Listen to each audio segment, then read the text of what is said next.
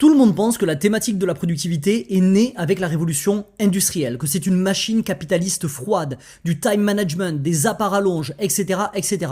En réalité, quand on se penche sur l'essence même de la thématique productive, on se rend compte que c'est une quête millénaire sur laquelle les plus grands philosophes de ce monde se sont penchés, leur permettant d'accomplir des œuvres spectaculaires sans sacrifice ni burn-out. Il y a 6 ans, ce que j'ai décidé de faire, c'est de me pencher sur cette thématique, sur cette approche philosophique de la productivité, d'en extirper les principes, et ça m'a permis de bâtir un business prolifique en 4 heures par jour.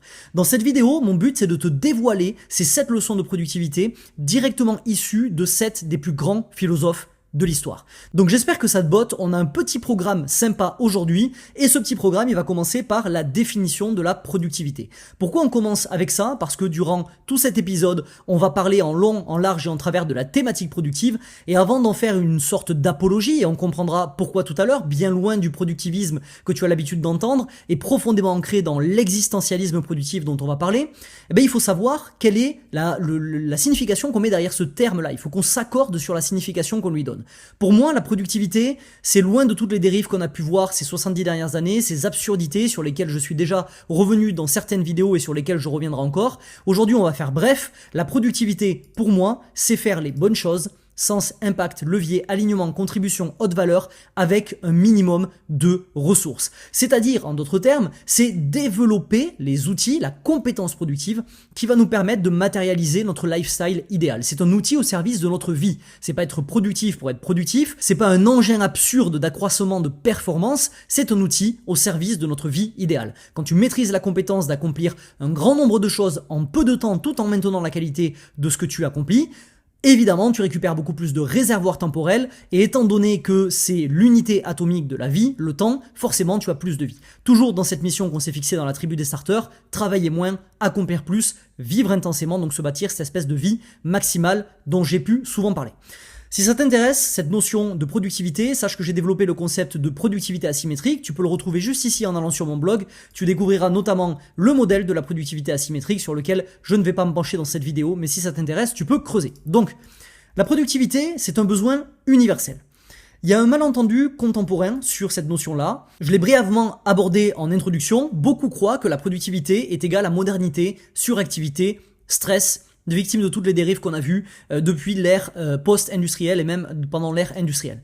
Le problème de cette vision-là, c'est que ça nous donne une image froide, mécanique et capitaliste de cette compétence, et donc ça donne pas envie, c'est pas sexy, ça sonne chiant à mourir. Beaucoup de gens, en fonction de leur cadre de valeur, vont avoir une certaine réticence à essayer de développer leur productivité, parce qu'on en a tout simplement une image dégueulasse, bien loin de la réalité de ce qu'est cette performance-là. On ne parvient pas à saisir sa dimension spirituelle, philosophique, humaniste, d'accomplissement et même de transcendance en tant qu'être humain. Tout le côté existentialiste passionnant du sujet est logé dans cette capacité à comprendre la dimension humaniste, philosophique et spirituelle de la productivité, ce qu'on va essayer de faire ensemble, toi et moi aujourd'hui. La réalité, c'est que la productivité, c'est un besoin humain ancestral. L'amélioration de sa productivité, c'est l'objectif de l'être humain depuis le début de la civilisation, littéralement. C'est un sujet de discussion qui a occupé l'esprit humain depuis la naissance de la philosophie orientale et occidentale. C'est un thème universel qu'on retrouve à travers toutes les époques et je pense que ça s'explique par le fait que c'est dans notre nature de vouloir mieux utiliser notre temps. On a très vite compris la finitude de ce temps-là, donc la nécessité de le protéger pour pouvoir maximiser notre expérience de vie sur Terre. On a une compréhension plus ou moins intuitive de cette notion-là par rapport à notre rapport justement à la mort et à toutes ces questions-là.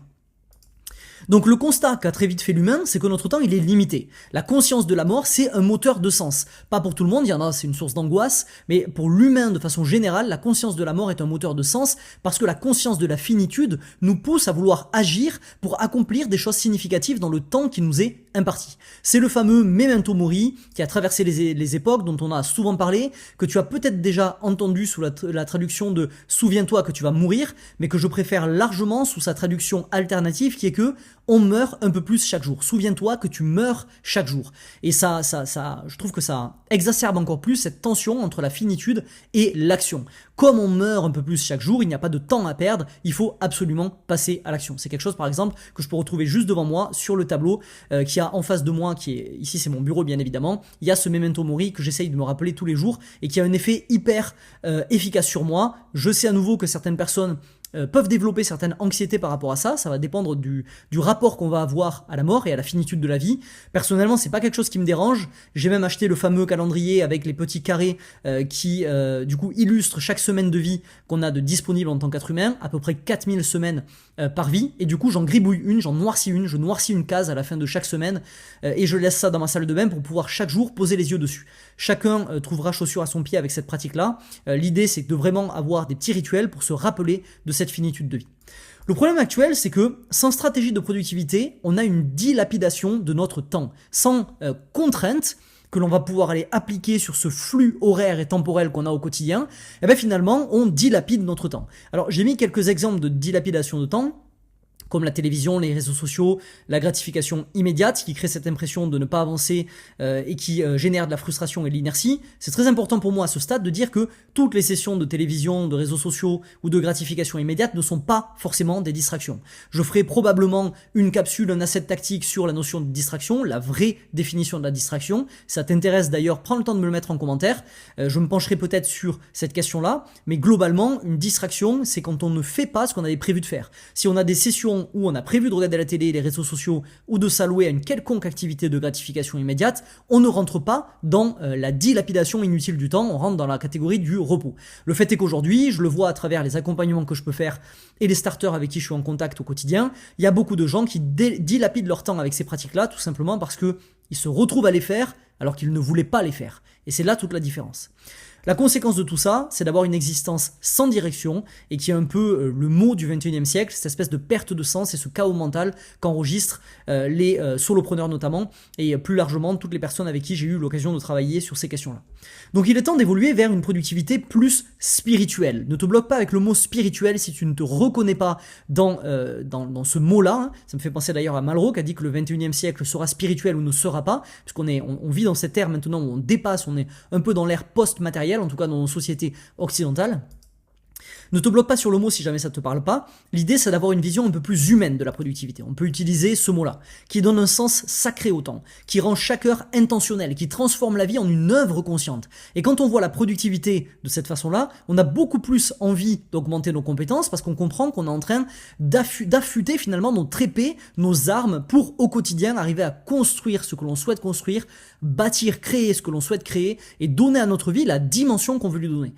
Loin de toute considération sociétale, culturelle, etc. Le but, c'est pas d'essayer de reproduire un schéma qu'on nous a inculqué, qu'on nous a téléchargé. C'est prendre le temps en amont de comprendre où on veut aller et ensuite développer les armes pour y aller, selon notre propre définition du succès. Et c'est en ça que la productivité, à mon sens, est une arme spirituelle.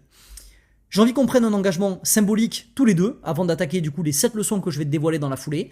C'est aujourd'hui de dire non aux heures perdues à partir d'aujourd'hui et de dire oui à une productivité porteuse de santé, de richesse, de satisfaction, de sens. Donc de dédiaboliser cette productivité, on la sort de cette espèce de carcan froid, métallique, industriel dans lequel elle n'a plus sa place aujourd'hui et on en fait vraiment une arme d'élévation, une arme de croissance, une arme de d'accomplissement dans nos vies, d'alignement. Ok ?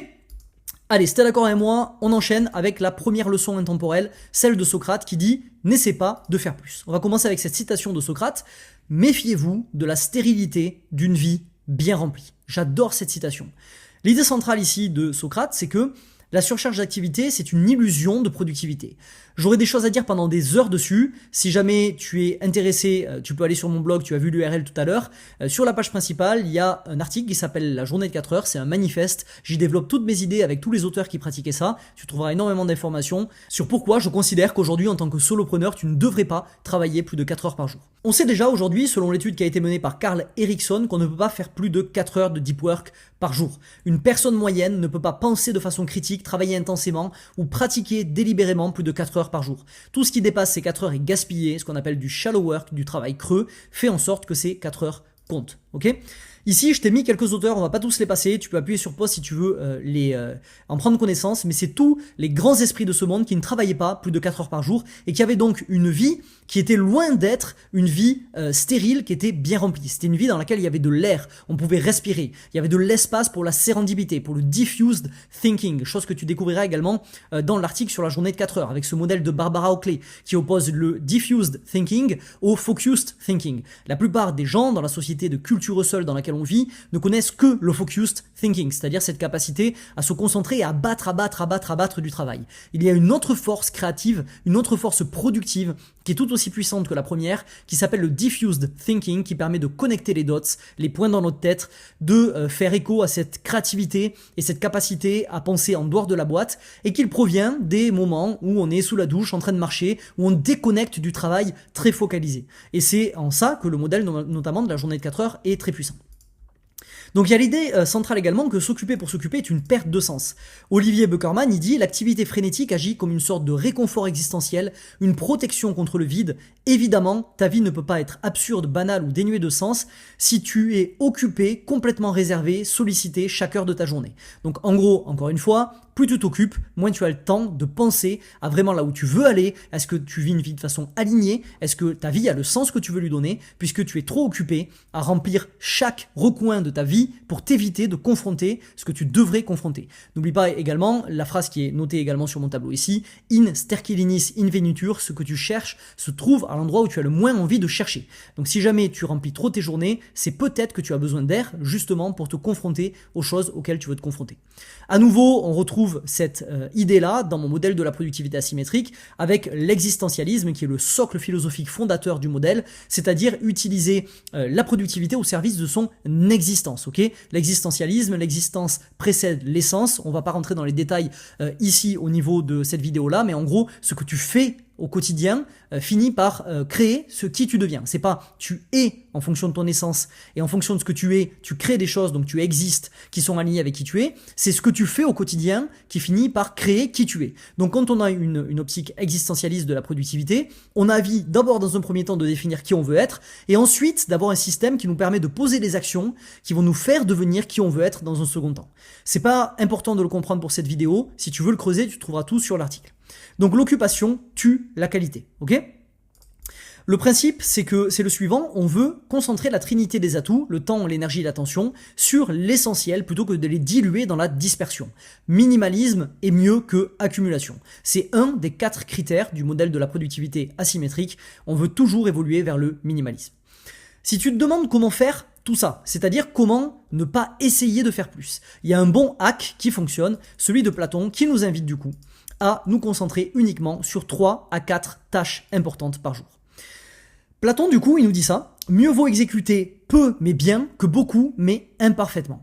C'est le paradoxe du temps. Le paradoxe du temps, qui est mis en avant notamment par Platon, c'est que la vie est longue mais les journées sont courtes, on peut accomplir beaucoup sur une vie mais peu sur une journée, et donc il y a une espèce de dichotomie, de paradoxe finalement, pour employer le même mot, entre l'apparence longueur de quelque chose et finalement sa brièveté, je pense qu'on dit même, dans le quotidien, dans le concret, sur le terrain.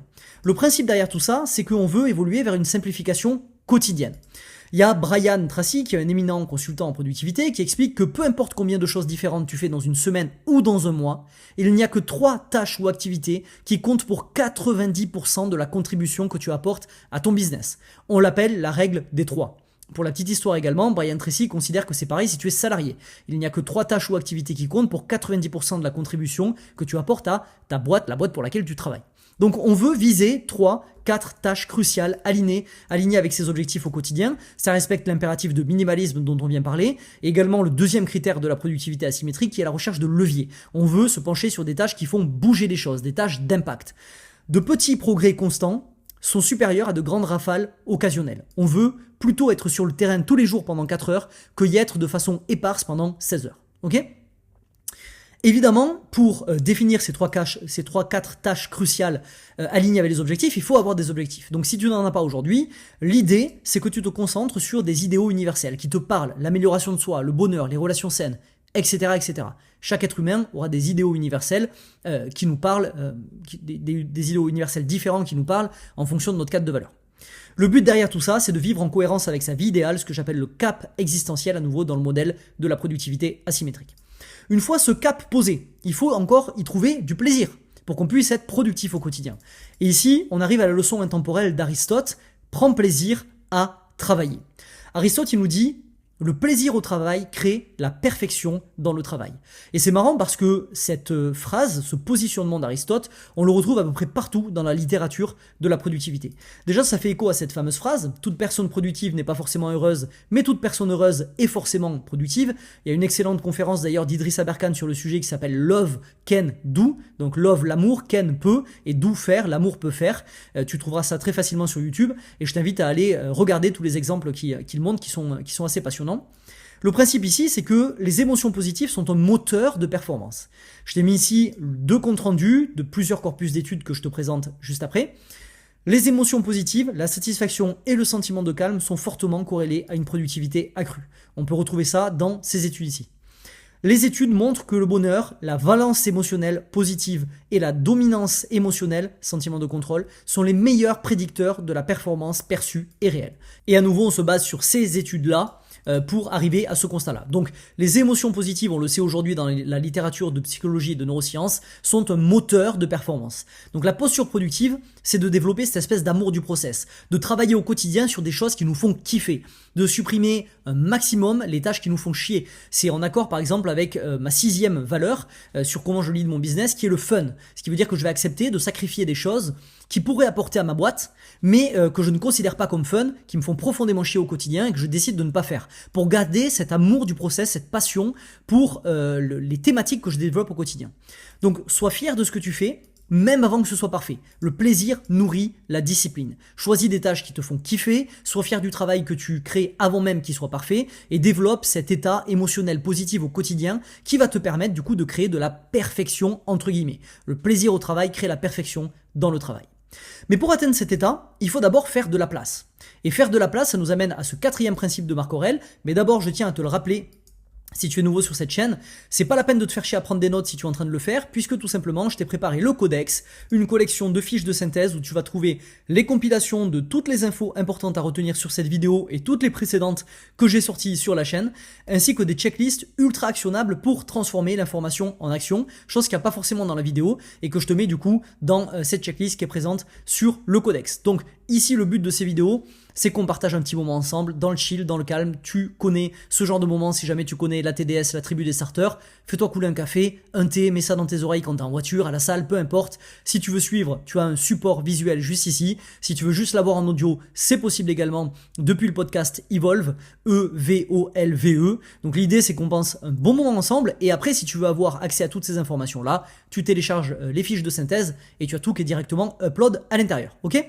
Donc je te disais, pour atteindre cet état, il faut encore faire de la place, et du coup, on fait de la place avec quoi ? Avec le principe, la 4e leçon intemporelle de Marc Aurèle, élimine les distractions.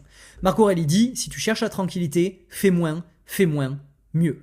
C'est un principe stoïcien qui est très connu. Si tu t'intéresses au stoïcisme, je pense que tu es déjà tombé dessus. C'est élaguer pour la paix intérieure. J'aime beaucoup la métaphore du jardinier quand on parle d'élagage, où on peut voir que quand il y a certaines pousses qui sont mortes et qu'on laisse sur un arbre, ces pousses qui du coup captent encore un peu d'énergie et de ressources de l'arbre ou de l'arbuste, ce qui se passe c'est qu'elles affaiblissent l'arbre de façon générale et du coup même les pousses qui étaient saines vont finir par tomber et s'écrouler. Et donc il faut élaguer toutes ces pousses qui sont mortes, il faut aussi du coup élaguer quand il y a trop de pousses et qu'elles sont en concurrence avec la lumière du soleil et que tout finit par être étouffé, il faut accepter de retirer pour que l'arbre soit en bonne santé et l'arbre continue à grandir, continue à prospérer, continue à croître, tout simplement. C'est la même chose au niveau cognitif avec ce principe stoïcien. Éliminer ce qui est non essentiel. L'élimination, c'est la clé de la tranquillité et du focus. C'est ce principe de via negativa, corollaire du principe de via negativa de Nassim Nicolas Taleb, l'addition par la soustraction. On veut retirer un maximum de choses dans notre quotidien et à nouveau, c'est le premier critère de la productivité asymétrique, le minimalisme versus l'accumulation. Une autre métaphore, c'est celle du sculpteur. J'aime bien cette histoire sur le fait que pour sculpter David, Michel-Ange, il est parti d'un bloc de marbre blanc de Carrare, puis pendant 3 ans, de 1501 à 1504, il a enlevé de la matière jusqu'à obtenir le chef-d'œuvre que nous connaissons aujourd'hui, une statue colossale de 5,17 mètres de hauteur avec un niveau de détail extraordinaire. Donc tu enlèves le superflu à partir d'un bloc pour révéler la forme pure. Chaque distraction en moins génère de la clarté et génère du coup dans ton quotidien de l'espace temporel pour créer des choses qui comptent. Espace temporel mais espace mental, cognitif, pour te pencher sur des choses qui font la différence et qui font bouger des montagnes. Une approche radicale par rapport à tout ça, c'est d'éliminer ce qui nuit à ta santé mentale, ce qui affecte ta concentration, ce qui te prend la tête inutilement, et la liste pourrait être très longue. Tout ce qui n'a pas de place dans ta vie, on le vire et on n'essaie pas de rester par défaut dans ce mode autopilote de l'accumulation. Mais parfois, le plus grand obstacle à ton focus, c'est toi-même. Et dans ce cas, qu'est-ce qu'il faut faire selon Plutarque? Il faut avoir conscience de son ego. Plutarque il dit, ne te blâme pas et ne t'encense pas. Pourquoi? Parce que l'idée principale derrière tout ça, c'est que l'ego aime toutes les formes d'attention. Les louanges et les critiques nourrissent le même poison à l'intérieur de toi. Selon lui, un excès de critique va conduire à la haine de soi et un excès d'ego va conduire à l'aveuglement. Les deux, que ce soit l'excès de critique ou d'ego, ça mène à une perte de lucidité et d'efficacité. Donc le principe derrière tout ça, c'est qu'on veut développer une certaine neutralité intérieure. Ni d'autoflagellation, ni de narcissisme. On veut célébrer le process plutôt que le résultat, rester du coup focalisé sur les choses qu'on accomplit, les choses qu'on construit, le but existentialiste derrière tout ça, la transcendance également pour qui on est en train de créer, qui on aide, comment on a envie d'être serviable, de contribuer à la grandeur de ce monde et essayer de s'extirper au maximum, on va dire, ou dans le passe pas forcément soi-même, mais enlever son ego de l'équation, plutôt que de s'enlever soi-même de l'équation. Son ego déjà dans un premier temps. Ça fait écho au concept de l'ego et l'ennemi de Ryan Holiday. C'est un peu d'ailleurs ironique de citer un bouquin sur le stoïcisme quand on parle de Plutarque qui était un grand critique du stoïcisme finalement, mais l'idée ici développée est exactement la même. Et quand le doute ou la vanité menace ton équilibre, parce que tu as du mal avec ce principe-là, ce que tu peux faire tout simplement, c'est pratiquer ce que amenait à pratiquer Confucius, c'est-à-dire le fait de continuer d'avancer, la détermination et continuer à se focaliser sur le prochain petit pas. Il disait, peu importe la vitesse à laquelle tu avances, le plus important est de ne jamais t'arrêter.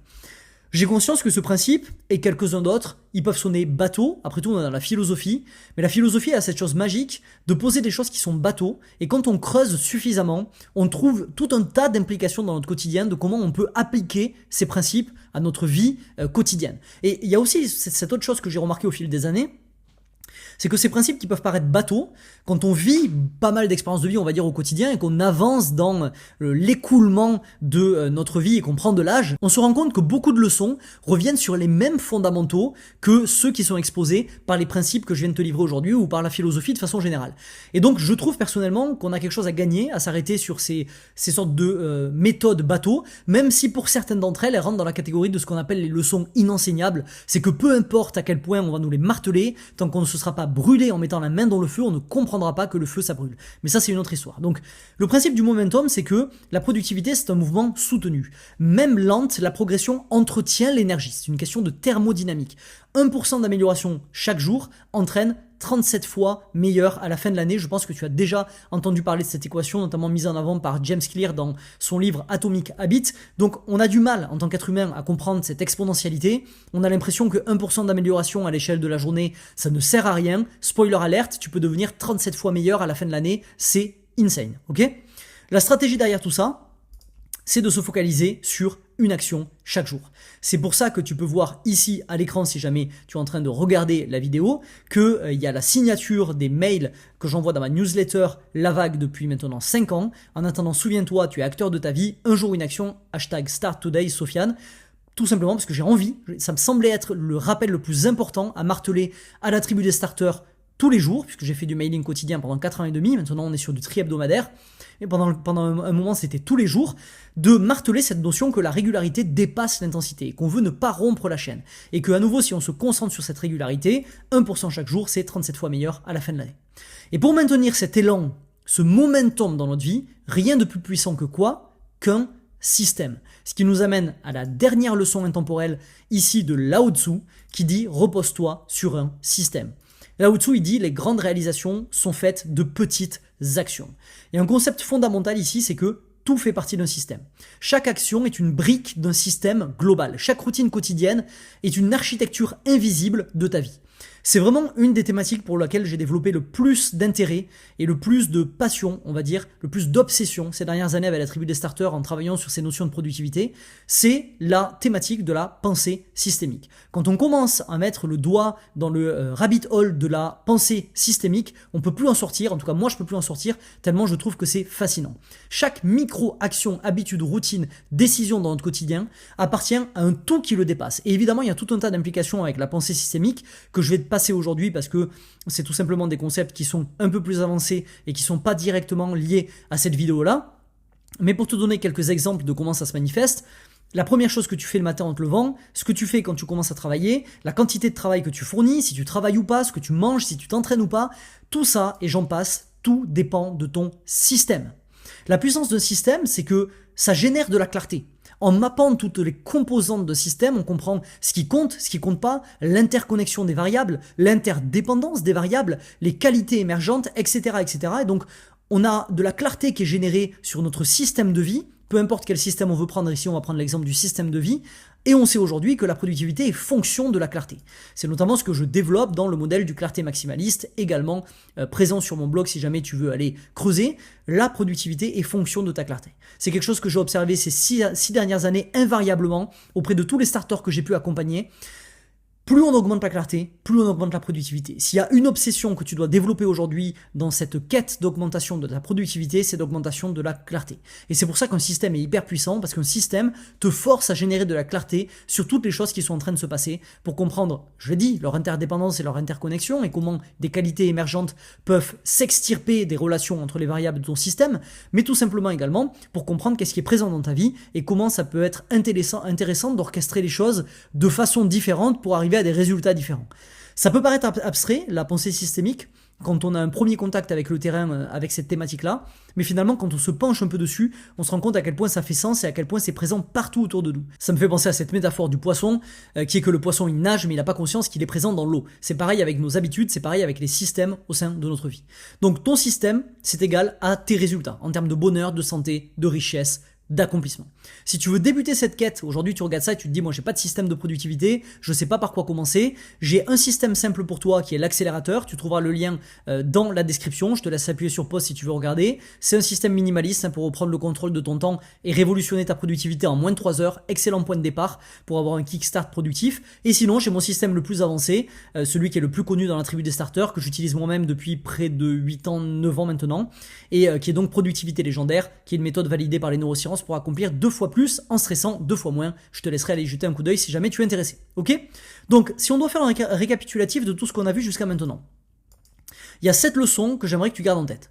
N'essaie pas de faire plus. Fais 3-4 tâches importantes chaque jour. Prends plaisir à travailler, élimine les distractions, aie conscience de ton ego, continue d'avancer et repose-toi sur un système. Comment l'intégrer concrètement dans ton quotidien ? La première étape selon moi, c'est que tu vas choisir une seule leçon qui résonne le plus avec toi aujourd'hui. Une seule. Ne te prends pas la tête avec le fait de sélectionner plusieurs leçons et de vouloir tout implanter d'un coup dans ton quotidien. C'est pas le but. Rappelle-toi la loi de Gall. Tout système complexe qui fonctionne est le fruit d'un système plus simple qui a évolué. Ok ? Donc dans un premier temps, ce qu'on veut, c'est construire un système simple. Donc isole une leçon, une qui résonne le plus avec toi parmi les 7 que je t'ai cités juste ici. En étape 2, tu vas noter cette leçon-là dans ton système, proto-système si tu n'en as pas aujourd'hui, ton journal, ton app, ton template, etc. Et en étape 3, tu vas définir une action concrète à faire dans les 24 heures pour aller dans le sens de la leçon que tu auras sélectionnée. Pour faire un pas de plus vers le fait d'être en accord, en alignement avec cette leçon intemporelle qui provient d'un de ces 7 grands philosophes. Ok ? La conclusion avec laquelle j'ai envie de te laisser, c'est garde bien en tête l'effet Lindy. L'effet Lindy, il explique que ce qui a existé jusqu'à maintenant, probablement existera toujours. Et plus quelque chose existe depuis longtemps, plus il est probable que cette chose-là existe à l'avenir, puisqu'elle a passé l'épreuve du temps. Les principes que tu as découverts aujourd'hui, ils ont survécu pendant plus de 2500 ans. Donc il y a de fortes chances qu'ils survivent encore pendant les prochaines décennies, voire les prochains siècles. Donc maintenant, tu as tout entre tes mains, à toi de les activer dans ton quotidien. Et si tu veux voir comment on peut rendre concret ces principes via tout un set de règles, je t'invite à découvrir cette vidéo où je te montrerai les 6 règles que j'applique au quotidien qui ont x10 ma productivité. On se retrouve de l'autre côté. Ciao, ciao!